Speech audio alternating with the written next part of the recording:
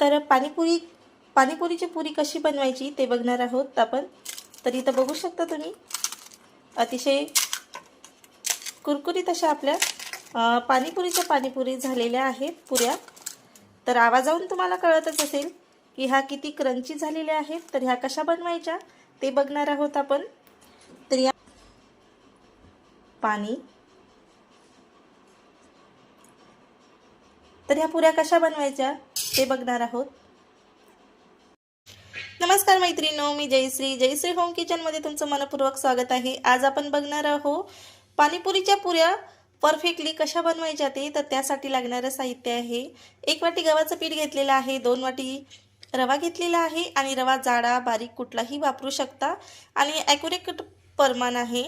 तर अशा पद्धतीने आपण हे पुऱ्या बनवणार आहोत आणि एकदम कुरकुरीत अशा पुऱ्या बनतात, जशा आपण अगदी ठेल्यावर मिळते तशाच। तर बनवायला सुरुवात करूया।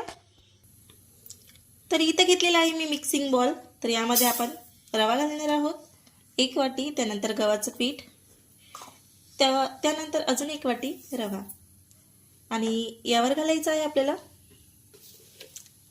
चवीनुसार मीठ। तर या पुऱ्याचं पाणी मळण्यासाठी आपल्याला लागणार आहे गरम पाणी। तर हाताला सोचवल इथपर्यंत आपल्याला गरम पाणी करायचं आहे आणि थोडं थोडं करून आपल्याला छानपैकी असं पीठ मळून घ्यायचं आहे। तर पीठ आपल्याला घट्ट सरस मळायचं आहे आणि पाणी हाताला सोचवल इथपर्यंतच गरम करून घ्यायचं आहे। तर छानपैकी असं पीठ मळून घेणार आहोत घट्टसर। जास्त उकळतं पाणी घ्यायचं नाहीये, आपल्याला नॉर्मल गरम पाणी घ्यायचं आहे। तर थोडं थोडं पाणी घालून छान पीठ मळून घेणार आहोत। तर अशा पद्धतीचं आपलं पीठ मळून झालेलं आहे। इथं बघू शकता तुम्ही इतपत मी घट्टसर पीठ मळून घेतलेलं आहे। तर हे पीठ आपल्याला आता कमीत कमी 15 मिनिटांसाठी रेस्टला ठेवायचं आहे। तर 15 मिनिटं आपण हा रेस्टला ठेवणार आहोत आणि 15 मिनिटांनंतर आपण पुऱ्या लाटणार आहोत। तर इथं पूर्ण 20 मिनिटं झालेली आहेत। तर आपलं पीठ बघणार आहोत आपण कसं झालेलं आहे ते। तर मस्तपैकी हे छान असं मुरलेलं आहे।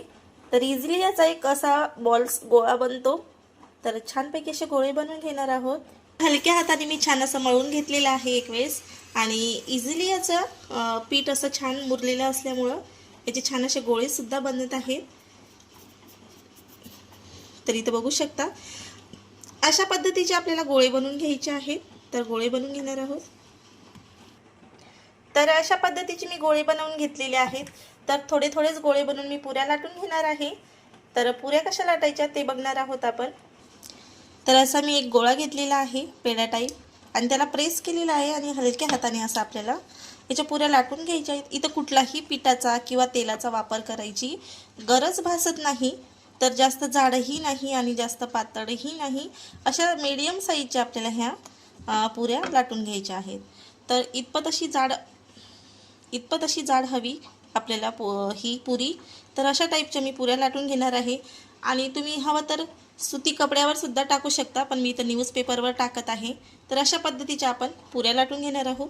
परत मी एक पुरी लाटून दाखवणार आहे। तर इझिली ह्या पुऱ्या लाटल्या जातात आणि हलक्या हाताने लाटायच्या आहेत पुऱ्या, ह्या छान अशा लाटल्या जातात। तर दुसरी सुद्धा आपली पुरी छान लाटलेली आहे। तर अशाच पद्धतीने आपण बाकीच्या सुद्धा पुऱ्या लाटून घेणार आहोत।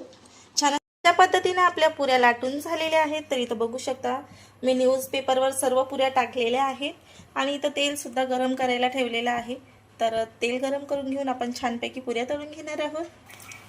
तर तेल आपलं छान गरम झालेलं आहे आणि मी पहिलीच पुरी टाकून बघितलेली आहे। तर छान मस्त फुलून फुगून वरे आलेली आहे। तर मीडियम गॅसवर ह्या पुऱ्या आपल्याला सर्व फ्राय करून घ्यायच्या आहेत। एकदम हाय फ्लेमवर ह्या पुऱ्या आपल्याला अजिबात फ्राय करायच्या नाही। हाय फ्लेमवर केल्यास या कुरकुरीत होत नाही। तर आपल्याला कुरकुरीत सर्व पुऱ्या बनवायच्या असल्यामुळं आपण ह्या मीडियम फ्लेमवर छान अशा फ्राय करून घेणार आहोत। तर इथं बघू शकता अतिशय छान अशा आपल्या पुऱ्या फुललेल्या आहेत। तर कुरकुरीत अशा आपण फ्राय करून घेणार आहोत। तर इथं बघू शकता अतिशय छान अशा आणि कुरकुरीत आपल्या पुऱ्या फ्राय झालेल्या आहेत। तर आवाज जाऊन तुम्हाला कळतच असेल की किती कुरकुरीत झालेले आहेत ते. तर आपण दुसरी बॅच सुद्धा आपण करून घेणार आहोत. तर एका ह्याच्यामध्ये जेवढ्या बसतील तेवढ्याच घालायच्या आहेत आपल्याला, म्हणजे त्या छान फुलून येतील. तर इथं बघू शकता प्रत्येक पुरी आपली अशी छान फुलत आहे आणि फ्राय होत आहे. तर अशीच प्रत्येक आपली पुरी फुलायला हवी आणि छानपैकी अशी फ्राय व्हायला हवी. तर दुसरी सुद्धा बॅच आपली छान अशी फ्राय झालेली आहे. तर अशाच पद्धतीने आपण बाकीच्या सुद्धा पुऱ्या छान फ्राय करून घेणार आहोत.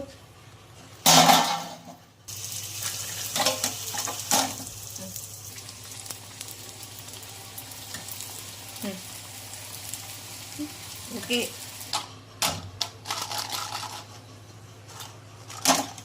तर इथं बघू शकता प्रत्येक आपला असा पुरी अशी फुग्यासारखी टम्म फुगलेली आहे आणि अतिशय कुरकुरीत क्रंची अशा आपले पाणीपुरीच्या पुऱ्या झालेल्या आहेत. तर परफेक्ट प्रत्येक पुरी अशी छान फुलत आहे. तर बाकीच्या सुद्धा पुऱ्या आपण छान फ्राय करून घेऊया. तर अशा पद्धतीने आपली सर्व पाणीपुरी बनवून झालेली आहे. तरी तर बघू शकता भरपूर सारी पाणीपुरी आपली तयार झालेली आहे आणि एक अशी पाणीपुरी आपली छान अशी फुललेली आहे. तर तुम्ही इथं बघू शकता भरपूर साऱ्या पाणीपुरी आपल्या तयार झालेल्या आहेत, एक सुद्धा चिपटी झालेली नाही.